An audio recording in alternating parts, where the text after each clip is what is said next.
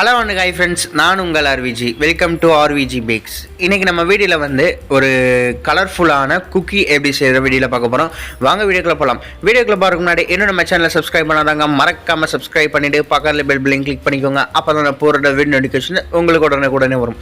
வாங்க வீடியோக்குள்ளே போகலாம். ஃபஸ்ட்டு குக்கி செய்கிறதுக்கு வந்து நீங்கள் வந்து ஒரு முட்டையை வந்து நான் உடச்சி ஊற்றிக்கிறேன். அந்த முட்டையை வந்து நல்லா லைட்டாக கலந்து விட்டுக்கலாம்.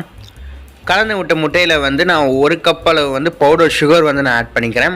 இந்த பவுடர் சுகர் ஆட் பண்ணதுக்கப்புறம் நல்லா மிக்ஸ் பண்ணி விட்டுக்கோங்க. நீங்கள் ஃபஸ்ட்டு பட்டரை ஆட் பண்ணிவிட்டு பட்டரை வந்து நல்லா பீட் பண்ணிக்கலாம். நான் பட்டரை வந்து இன்றைக்கி ஒரு லைட்டாக மெல்ட் பண்ணி தான் ஆட் பண்ண போகிறேன். அதனால் இந்த ப்ராசஸ் இது பண்ணிக்கோங்க. அப்புறம் வந்து நான் மீதி கொஞ்சம் இந்த பவுடர் சுகர் இப்போ ஆட் பண்ணி நல்லா நான் கலந்து விட்டுக்க போகிறேன். நல்லா கலந்து விட்டதுக்கப்புறம் அதுக்கப்புறம் நம்ம பட்டரை வந்து மெல்ட் பண்ண பட்டரை வந்து ஆட் பண்ணிக்கிறலாம். நல்லா அந்த சுகர் வந்து லைட்டாக ஓரளவு ஏற்கனவே பவுடர் சுகர் தான், எல்லாம் ஒன்றோட ஒன்று கலந்தால் மட்டும் போதும். இப்போ வந்து நம்ம பட்டர் வந்து ஆட் பண்ணிக்கலாம். உருக்கின பட்டர் கிட்டத்தட்ட 150 கிராம் இருக்கும்.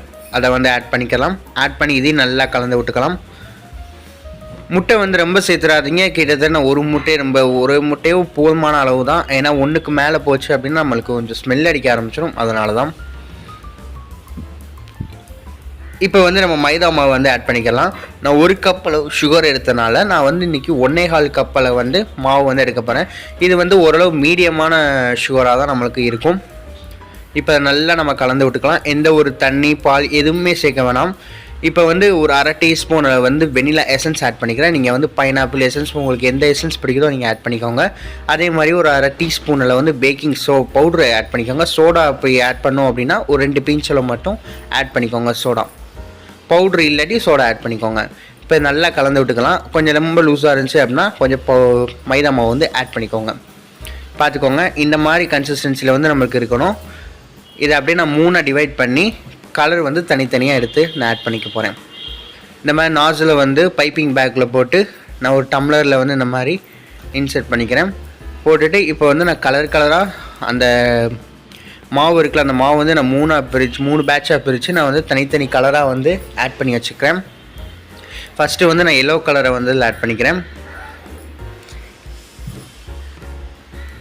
இப்போ எல்லோ கலர் ஆட் பண்ணதுக்கப்புறம் அடுத்து வந்து நான் வந்து க்ரீன் கலர் வந்து ஆட் பண்ணிக்கிறேன்.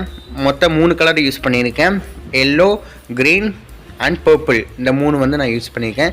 இப்போ லாஸ்ட்டாக ஃபைனலில் வந்து பர்பிள் கலரை வந்து ஆட் பண்ணிக்கலாம். நீங்கள் இப்படி ஆட் பண்ண எனக்கு விருப்பம் இல்லை அப்படின்னா நீங்கள் தனித்தனி பைப்பிங் பேக்கில் 3 பைப்பிங் பேக்கில் தனித்தனியாக ஆட் பண்ணி அந்த 3 பைப்பிங் பேக் ஒரே பைப்பிங் பேக்கில் வச்சு நீங்கள் வந்து இந்த மாதிரி கூட பண்ணிக்கலாம். இல்லாட்டி தனித்தனி கலராக கூட நீங்கள் யூஸ் பண்ணிக்கலாம். நான் வந்து நீங்கள் 3மே ஒரே கலர் மல்டி கலராக இருக்கணும் அப்படின்றதுக்காக நான் வந்து இந்த மாதிரி சூஸ் பண்ணியிருக்கேன். இதை அப்படியே நம்ம பட்டர் ஷீட்டில் வந்து நம்ம வந்து பிடிச்ச டிசைன் வந்து போட்டுக்கலாம். ஃப்ளார் டிசைன் போட்டுக்கிறேன் நான் இன்றைக்கி. ஆனால் அது எப்படி கண்டிப்பாக வந்து ரவுண்ட் ஷேப்பாக தான் வரும். ஆனால் இதோட டேஸ்ட் வந்து உண்மையிலேயே சூப்பராக இருக்கும். கண்டிப்பாக நீங்கள் வீட்டில் ட்ரை பண்ணி பாருங்கள். ட்ரை பண்ணி பார்த்துட்டு ஃபீட்பேக்காக மறக்காமல் கமெண்ட் பாக்ஸில் கமெண்ட் பண்ணுங்கள். இதே மாதிரி எல்லாத்தையும் நம்ம போட்டு டிசைன் போட்டுக்கலாம். உங்களுக்கு எந்த டிசைன் விருப்பமாக இருக்கோ அதை கூட நீங்கள் போட்டுக்கலாம்.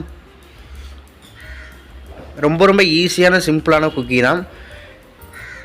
அதே மாதிரி கீழே வந்து இன்னொரு யூடியூப் சேனலோட லிங்க் தரேன். அந்த சேனலை சப்ஸ்கிரைப் பண்ணாட்டி மறக்காமல் சப்ஸ்கிரைப் பண்ணிக்கோங்க. அதில் வந்து நிறையா ரெசிபிஸ் வந்து நான் அப்லோட் பண்ணுவேன்.